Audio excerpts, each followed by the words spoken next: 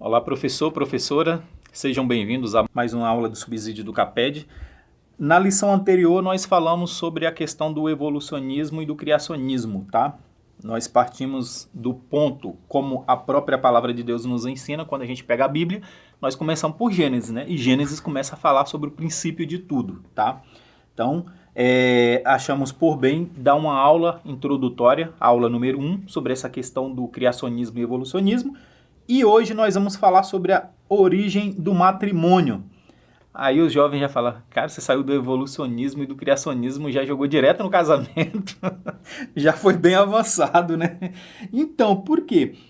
Como foi falado nas aulas anteriores, o intuito dessa lição é que seja um trimestre descontraído e que possa ser discutido dentro das salas de aula assuntos que é cotidiano nosso, não assuntos que eu vou ficar sabendo do que se trata, de onde vem, para onde vai, mas e aí, o que eu faço com isso agora? Onde eu aplico? Dependendo, eu não tenho nem aplicação, né? Dependendo, eu não tenho nem aplicação. Então, é que sejam coisas práticas e simples mesmo, tá? E a lição de hoje nós vamos falar sobre a origem do matrimônio. Porque se nós pegarmos a lição anterior, o texto bíblico da lição anterior, e fazer um link com essa daqui, que inclusive esses versículos estão inseridos na lição anterior, tá? Gênesis 2, do 18 ao 25, vai dizer sobre essa questão de Deus, quando Deus chega e diz assim, então o Senhor declarou, Deus declarou, não é bom que o homem esteja só, farei para ele alguém que o auxilie e lhe corresponda, tá? E aí vem logo a questão. Primeiro, qual era o propósito de Deus a fazer um casal de seres humanos? E voltando aqui para o versículo 18, quando Deus fala então, quando Moisés vai dizer que Deus diz, então o Senhor Deus declarou, não é bom que o homem esteja só, farei para ele alguém que o auxilie e lhe corresponda, tá? Primeira coisa, a gente se pergunta, não é bom por quê? Por que não é bom? E aí é contexto que a gente deve sempre estudar a palavra de Deus e não o texto fora do contexto, né? Então o texto tem que estar sempre dentro do contexto. Quando a gente vai olhando do Gênesis 1, versículo 1 e vai vindo para aqui, a gente vai ver que cada dia da criação terminava com um e viu Deus que era muito bom. Ou seja, está terminado, viu Deus que é muito bom. E quando a gente vê aqui Deus falando que não era bom que o homem esteja só, e aí lembrando que Gênesis capítulo 1 e capítulo 2 e capítulo 3, eles não estão numa sequência reta da linha do tempo, tá? E eu sei que os professores sabem, os alunos, né? São assuntos bem recorrentes dentro da nossa igreja, a gente discute sobre esses assuntos, e é um livro bem conhecido, Gênesis, pelo menos nos primeiros capítulos, né? É bem conhecido. Então, a gente vai ver que Deus vai falar que não é bom, ou seja, faltava alguma coisa. E eu sei que muitas das vezes as pessoas levam esse lado aqui para o lado sentimental. Eu tenho um problema com essa questão de sentimentalismo dentro da Bíblia, tá? Como eu falei na aula anterior, eu não sou racionalista, tá? Que é uma filosofia muito herética, o racionalismo. Mas a gente precisa ser racional. Então a gente precisa fazer pergunta para o texto, pensar, colocar ali na linha do tempo, ali encaixar tudo e ver qual é o propósito. O que o texto quer dizer para mim? Porque não sou eu que vou dizer o que o texto está dizendo, é o próprio texto que vai falar para mim o que ele quis dizer com aquilo. O que Moisés quis dizer com isso, né? Então, esse não é bom. Ao longo da lição a gente vai acabar discutindo sobre isso, tá? Então essa é uma das perguntas que a gente precisa responder até o final da lição. Por que não é bom que o homem esteja só, né? E a questão da introdução aqui da segunda pessoa humana ali no meio da criação, né? A segunda, não é uma segunda espécie, é a mesma espécie, é humana, né? Então a segunda pessoa. E eu acho interessante que fala aqui, por exemplo, quando Adão, Deus traz a mulher perante Adão, e Adão diz assim, disse então o homem, esta sim é osso dos meus ossos e carne da minha carne. Ela será chamada mulher, ou varoa, como algumas traduções, né? Porque do homem foi tirado. Aqui a expressão hebraica é ish, né? O homem é ish, tá?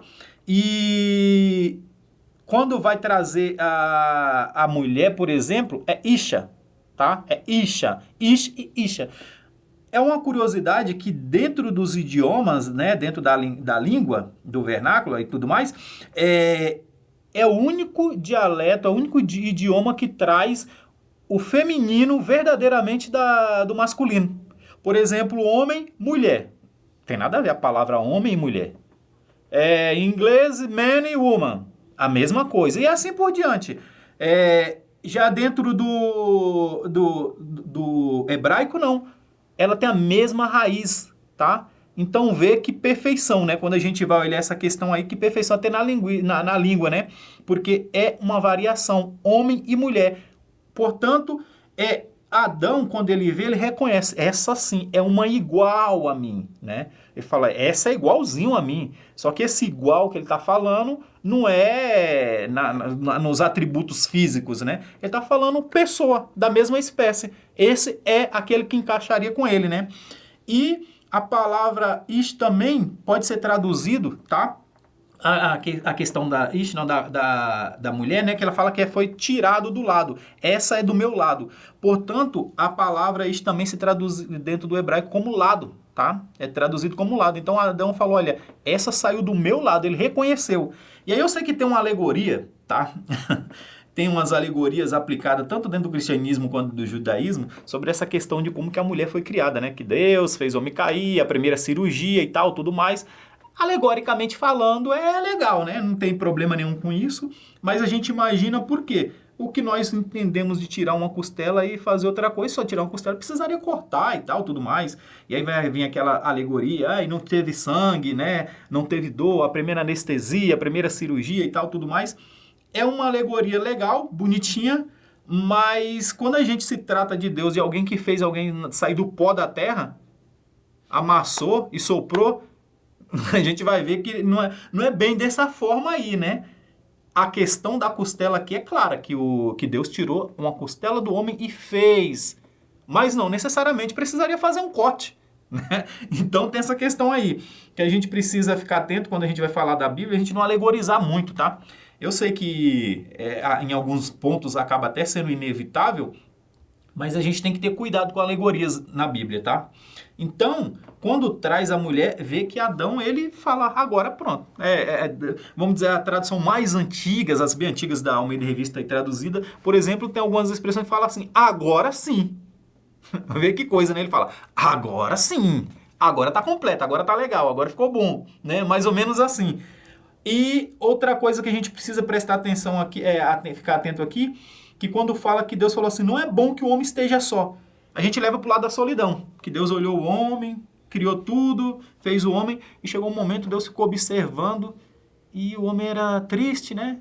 E Deus falou, quer saber de uma coisa? Isso não tá bom, eu vou fazer uma mulher. Então que a mulher veio para que não haja solidão no homem e tal. Alegoria também, tá? Então a gente precisa tomar cuidado com essa questão aí, de quando for falar sobre isso. Então, nós chegamos aqui no primeiro tópico, que é, não é bom que o homem esteja só. Portanto, quando Deus vai fazer o ser humano, quando ele faz o homem, ele olha e fala, olha, não é bom, ou seja, não está completo. Lembra que todos os versículos da criação de uma espécie, de uma raça, né? Por exemplo, os peixes, as aves, e quando Deus termina, ele fala, e viu Deus que era bom. Aqui não. Até então, Deus ainda não havia falado que era bom ter criado o ser humano, o homem, tá?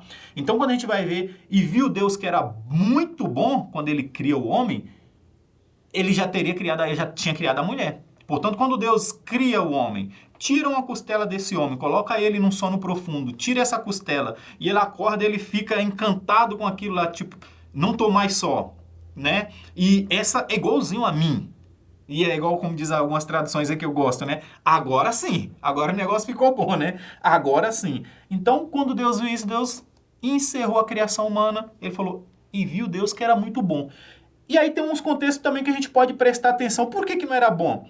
Por exemplo, o elefante tinha todos os animais, né? O elefante, o leão, o crocodilo, seja lá qual o animal que a gente possa usar aí como exemplo, eles tinham um pai, eles eram pares. Deixa bem claro que era pares, né? Na Bíblia. E a gente vai ver que o homem era só. Então, o homem era o único que não se reproduziria sobre a terra. E isso já prova que a criação de Deus ainda não havia sido finalizada. Deus não olhou em um determinado momento e falou, ah, rapaz, está faltando alguma coisa aqui, ó.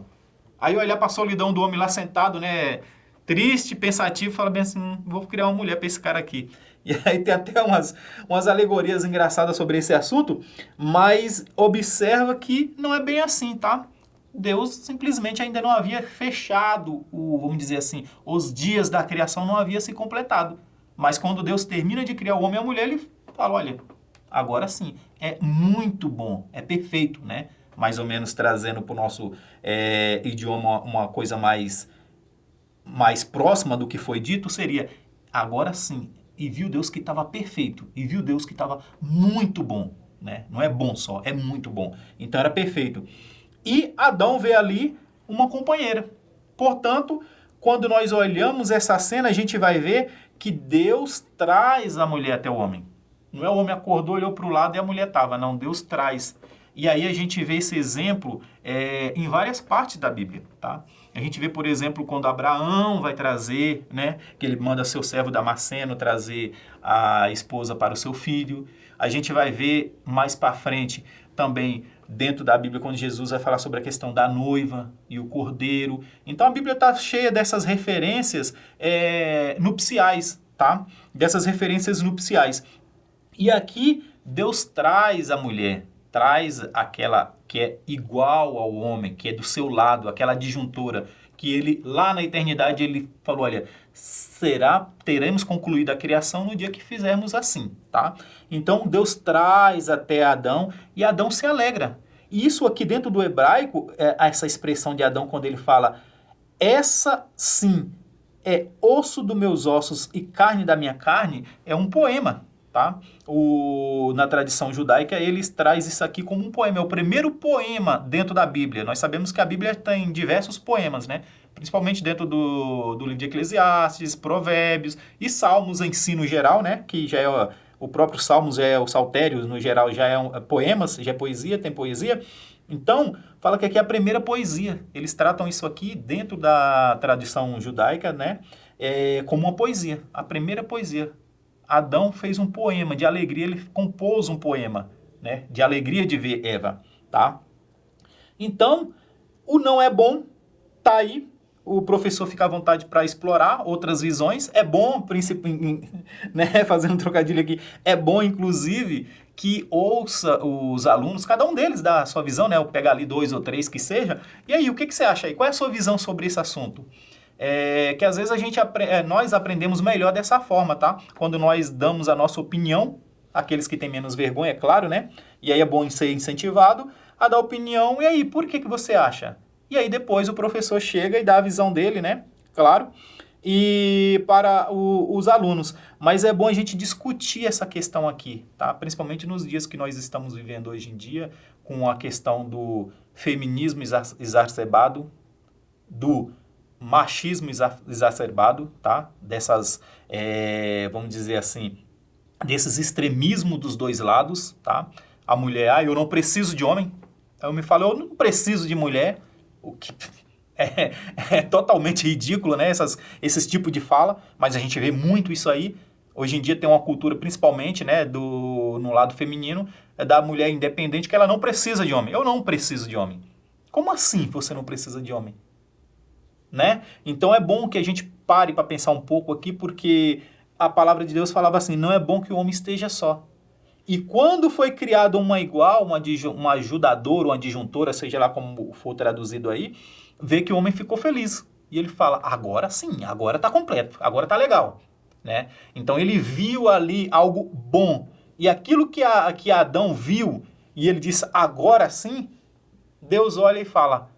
E viu Deus, a Moisés fala que Deus olha e fala, e viu que Deus que era muito bom. Para Deus era muito bom o homem e a mulher junto. Então, é bom dar destaque para essa questão aí. O tópico 2, a poligamia, né? Porque se existe o casamento, aí nós já vamos ter problema com poligamia. Eu sei que as aulas anteriores, as revistas anteriores já tratou desse assunto, né? Por quê? Como que surgiu? Como que Caim se uniu a alguém, né? Que lá na Bíblia vai falar que Caim se uniu, construiu uma cidade, deu o nome do seu filho e tal. Com quem que Caim casou? Com quem que os filhos de Eva se casaram? né? E, mais uma vez, algumas tradições judaicas distorcem isso aí. Alguns cristãos sem conhecimento também criam alegorias, né? Mas a verdade é a verdade, não tem para onde correr, né? Nós não temos para onde correr. Mas a questão aqui da poligamia no tópico 2, quando a gente vai ver, por exemplo, é que Deus aprovava. Deus nunca aprovou o casamento poligâmico. Hoje em dia está até chamado poliamor, né? Que é uma dica aí também para os professores discutirem dentro da sala de aula, que é uma palavra bem comum no mundo jovem de hoje, né? O poliamor, se falar para o mais velho, ele não vai entender, mas os jovens sim, o poliamor. Então, a poligamia nunca foi defendida por Deus, nunca foi aprovada por Deus. Ele suportava, ele permitia uma coisa. Deus permite pecado, no entanto, Deus abomina. Mas ele permite como continua pecando, né? Então, permitir não quer dizer que compactua, tá? A poligamia, e nós vamos ver que isso teve consequências. Desde o início, a poligamia trouxe problemas para aqueles que aderiram a essa prática. E lá na frente, inclusive, chega num ponto onde Moisés vai entrar o divórcio também, né? E chega num ponto onde Jesus está discutindo ali com aquele povo e ele vai falar assim, mas Moisés deu o direito ao homem de se separar da sua esposa e tal, tudo mais, né? E Jesus vai falar, sabe por que Moisés fez isso? Por causa da dureza do coração de vocês. Ele fala, não, Moisés não concordava que você deveria se separar da sua esposa. Moisés não concordava, mas dentro ali estava regulamentado, só podia se separar da sua esposa com esse, sendo dentro dessa característica assim, assim, assim, assim. É claro que na época de Jesus se separava até, vamos colocar assim no mais simples para nós, até se a mulher queimasse o arroz, né? Queimou arroz, pode trocar. Então era bem comum essa questão. E Jesus vai falar, sabe por que Moisés deu a lei para vocês? Por que ele permitiu? Ele falou, não é porque é o correto, não é porque é aprovado por Deus, é por causa da dureza de coração de vocês. Vocês têm um coração duro. Então, se isso não fosse permitido, sabe, sei lá, que seria o ambiente? Qual que seria o ambiente dentro das famílias, né, daquela época?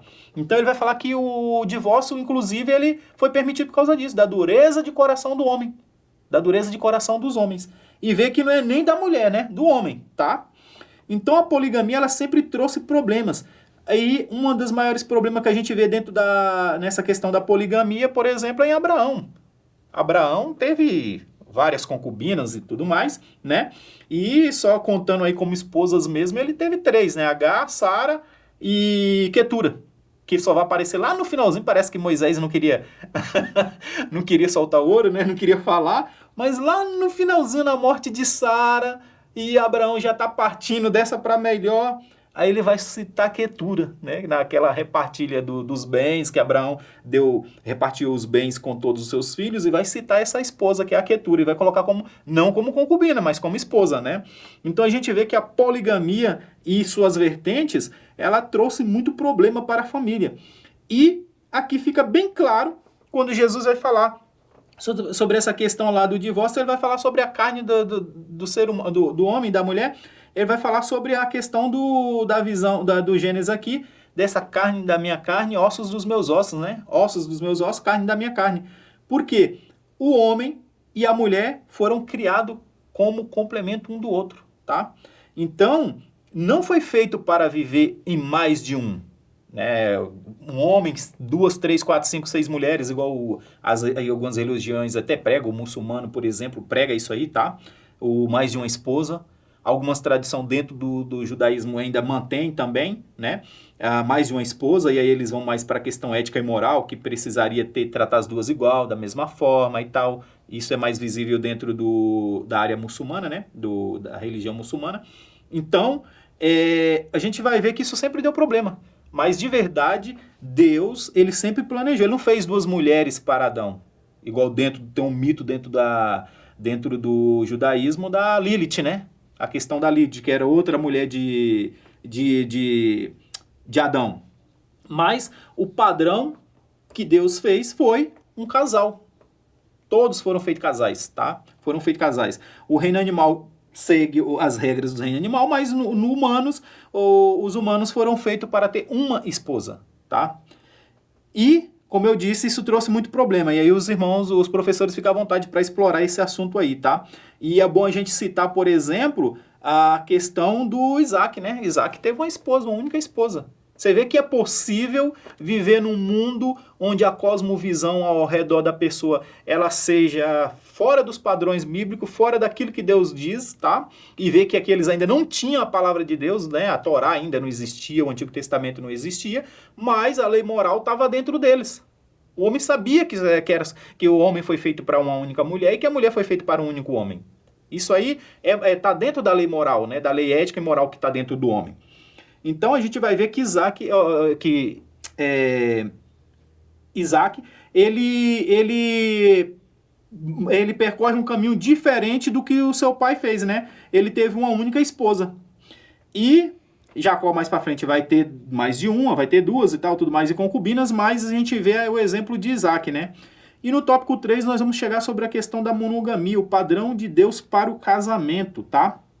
Portanto, quando a gente vai ler na palavra de Deus, a gente vai ver aí.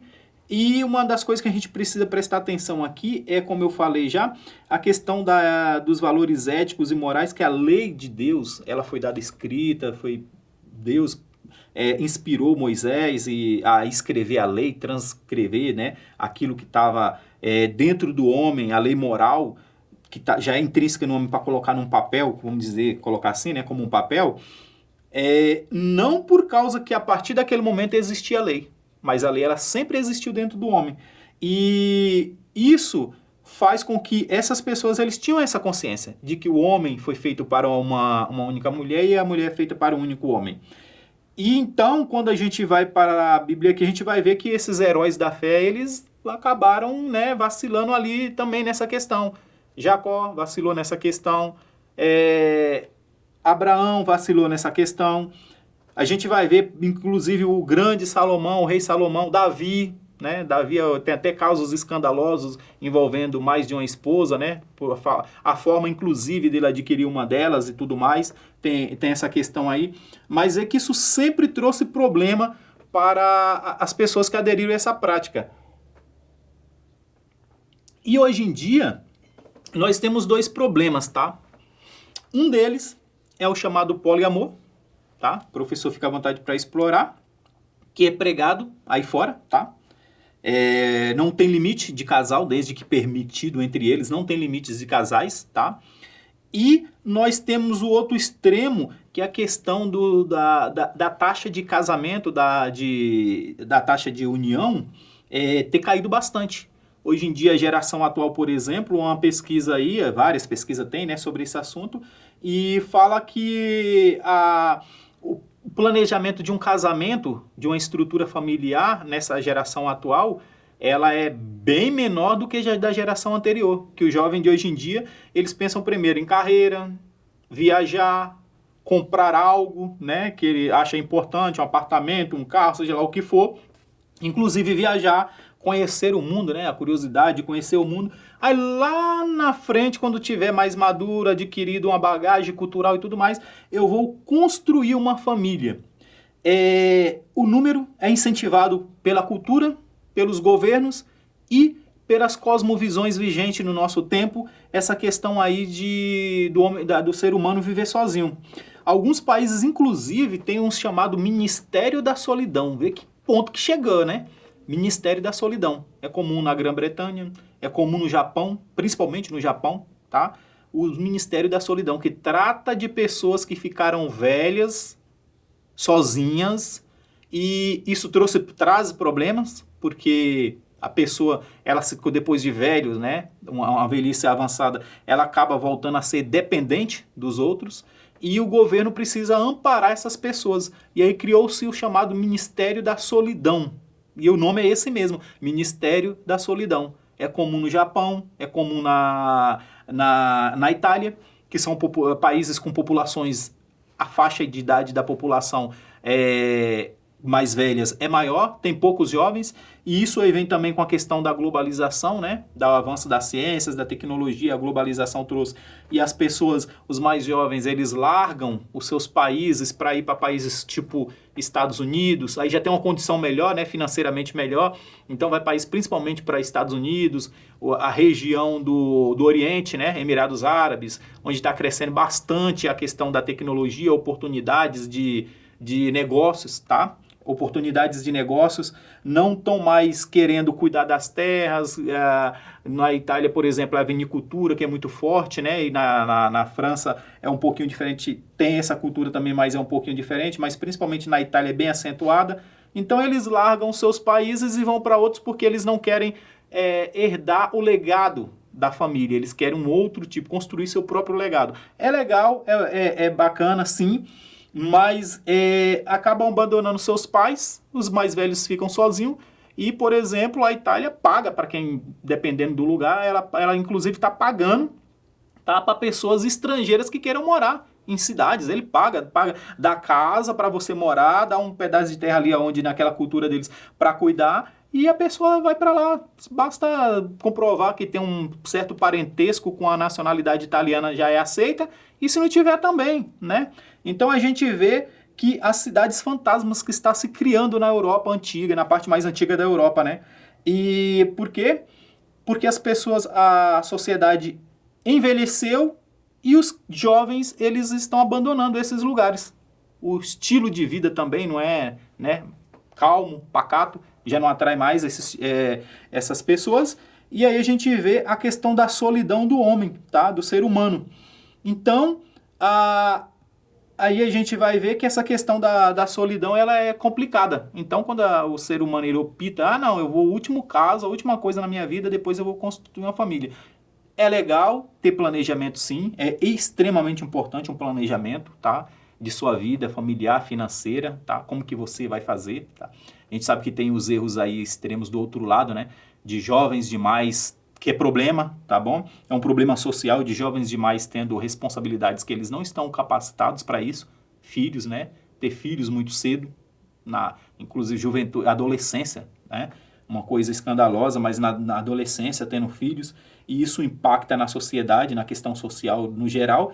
Então, a gente tem esses extremos, e do outro lado nós temos aqueles que não querem também ter filhos. E isso é um pensamento comum, inclusive, de não ter filhos. Aí adota os chamados pets, né? A indústria de pets cresceram muito em cima disso, porque o ser humano, naturalmente, ele não foi feito para viver sozinho. Nós lemos aqui, né? Não é bom que o homem viva só, e realmente não é. O ser humano ele não foi feito para ficar sem interagir. Tranca uma pessoa num local onde ele não tem interação com nada, ele vai à loucura. O ser humano foi feito para interagir, ele é comunicativo. Ele tem todos os sistemas de comunicação bem desenvolvidos e bem aperfeiçoado, diferente de todas as outras espécies. Para quê? Para interação. O ser humano precisa interagir, tá? E quando não se escolhe um casamento, uma companheira, né, para os homens, um companheiro para as mulheres, o que acontece? Vem os chamados pets, tá? Então, é uma coisa que cresceu muito. Hoje em dia você pega um prédio aí de 20 andares, com certeza tem mais cachorro do que gente, que geralmente a pessoa tem 1, 2, 3 cachorrinhos, né? Então, a população canina aumentou demais, tá? Isso um dia vai dar ruim, com certeza, vai dar ruim, tá? Vai sair fora do controle, mas o fato é que a população canina aumentou e a humana parece que está tendendo à estagnação, né? Então, eu não preciso ter filhos. Aí abraça aquele animal, pega aquele animal, não que seja errado cuidar bem dos bichos, né, dos animais, né, é correto, inclusive é bíblico, mas dá um amor que deveria ser dado para um filho, né, por sua própria prole, você dá todo esse amor para um bicho. E aí ama verdadeiramente como ama um ser humano, né? Dá todo aquele amor. Aí chega para essa pessoa, para esse casal e fala bem assim, vocês não pensam em ter filho? Ah, não, nós já temos. Você fala, nossa, você tem filho? Nunca vi aqui. O cachorro, né? O cachorro é o filho. E fala com sinceridade de coração, não é simplesmente um jeito brincalhão de falar. É sinceridade, não precisamos não, nós já temos cachorro. Olha o ponto que nós chegamos, né? Eu não preciso de filho, eu já tenho um cachorro. Inclusive faz uma certa comparação ali, se a gente for olhar, né? Então, é uma coisa que a gente precisa estar atento, e como cristãos nós temos um compromisso com Deus, nós temos um compromisso com nossos mandatos culturais, sociais, espirituais, e nós não podemos ser debilitados em nenhum deles, tá? Tem que sim, situações financeiras é complicada, tá? Mas não é desculpa, porque sempre, anteriormente, era muito mais complicado, tá bom? Era muito mais complicado, mas é necessário planejamento sim, mas a gente precisa honrar com os compromissos, né? E aí a gente destaca aí a questão de muitas mulheres que são inférteis, né? Que são estéreis, e que o que elas não dariam para ter um filho? Ou homens, né, que têm desejo de ter filhos, o que eles não dariam para ter filhos? Enquanto muitas pessoas saudáveis, em qualidades excelentes, tá? Optam por ter um cachorro ao invés de um filho. E a opção mesmo de substituir o ser humano por um animal. Então a gente precisa ter muito cuidado como cristãos, que a gente precisa estar sempre voltando para a palavra de Deus e pensando, e é isso aí? É um comportamento bíblico? É um comportamento aprovado por Deus? É assim que eu devo agir? Tá? Então a gente precisa estar sempre fazendo essa análise da nossa vida. Ter animal sempre foi dos seres humanos, sempre, né, há muitos anos, vamos dizer, milhares de anos, os seres humanos têm animais, têm pets e tudo mais, mas nós estamos numa época exagerada onde os seres humanos estão substituindo seres humanos por animais, por pets no geral, que é a chamada indústria dos pets. E aí nós chegamos aqui, né, portanto, para fechar aí, a monogamia é o padrão, né, de Deus para o casamento, não é a poligamia, e nós falamos sobre essa questão aí, que dá muito problema, tá? E no tópico 4, quando Adão olha para a mulher, aqui para nós fecharmos o assunto, e ele diz, esta sim é osso dos meus ossos e carne da minha carne, tá? Vê que coisa interessante. E aqui um tópicozinho aqui para nós aqui, que o Augusto Nicodemos, no livro dele que se chama Gênesis, o princípio de tudo, ele trata desse assunto aí, eu achei interessante, tá? E ele vai falar assim, aqui sobre a mulher. A mulher, e aqui é claro, né? Ele está citando um outro autor que citava Santo Agostinho. A minha referência é Santo Agostinho, tá bom? Que essa é a frase de Santo Agostinho. E o Augusto Nicodemos utilizou isso aqui no livro dele, que diz assim, a mulher não foi feita da cabeça do homem para dominá-lo, nem de seus pés para ser pisoteada por ele, mas do seu lado para ser igual a ele, debaixo do braço para ser protegida e perto do coração para ser amada. Isso aqui é Santo Agostinho fazendo uma análise, né? Para que Deus criou a mulher? Santo Agostinho vai fazer toda essa analogia aí e ele vai chegar nessa conclusão. E o termo aqui, unir, né, que o Augusto Nicodemos ele trata aqui do termo unir. O verbo unir significa uma relação muito íntima. Portanto, unir é uma relação íntima, tá? Entre duas partes. Entretecida, como se ambos passassem a viver debaixo do mesmo jugo. Portanto, essa união aqui, esse unirá, quando vai falar que o homem unirá a sua esposa e serão uma só carne, está falando que eles serão tratados iguais, tá? E Jesus vai cobrar isso aqui, né, lá na frente dos fariseus da sua época, ele vai falar sobre essa questão de uma só carne, tá? Então, o homem e a mulher passam a ser uma só carne. E a sociedade da época de Jesus, ela era muito machista, a gente sabe disso aí, tá? A judaica, ela era extremamente machista sobre essa questão, qual era a posição da mulher. Em aulas de outras revistas, de outro assunto, nós já tratamos disso, onde eles vão perguntar, inclusive, era um pensamento daquela época, se a mulher tinha alma. Será que mulher tem alma? Era tratado como um animal, né? Será que ela tem alma? E, infelizmente, o machismo ele contribuiu muito para o momento feminista que nós estamos vivendo hoje. Para essa onda, né? Que o feminismo são ondas, ela já está na 6ª onda, né? Pelo menos da área que estuda esses assuntos, eles já falam que já está na 6ª onda. Então, o feminismo, ele é uma criação do machismo, na verdade, tá? É uma resposta do mundo feminino ao machismo. E, infelizmente, o que eu sempre trato, e nós vamos tratar desse assunto nas próximas lições, então não vamos entrar aqui, mas da mesma forma que o machismo é um extremismo, o feminismo também precisa ser entendido como extremismo. Enquanto as mulheres, tá? Enquanto as irmãs, e aí a gente fala para a nossa casa, né? Como que o mundo vive do jeito deles.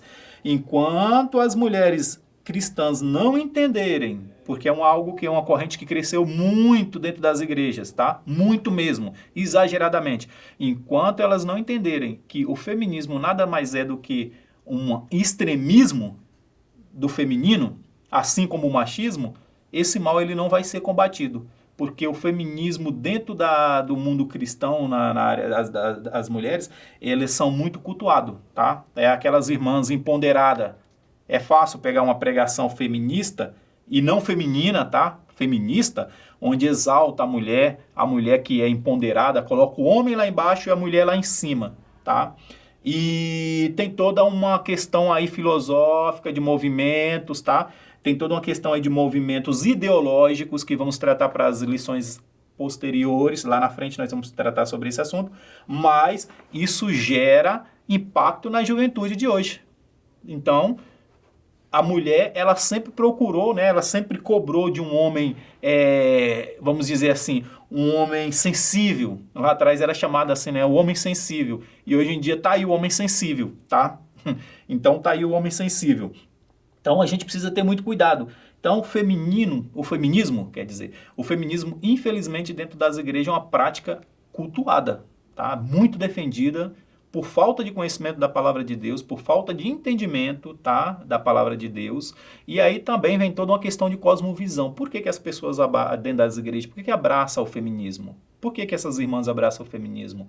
E aí a gente precisa levar mais para o lado da psicologia também, né? Então, quais são os fenômenos psicológicos que impactaram na vida dessa pessoa para ela olhar para esse movimento extremista e abraçar e achar que está certo? Tá? Então tem uma questão aí que não é somente de teologia, tá? É uma questão também psicológica, é uma psicologia, tá?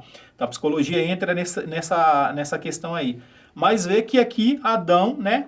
Ele ficou alegre e, como eu falei lá no início, ele compôs uma poesia. Ele ficou feliz.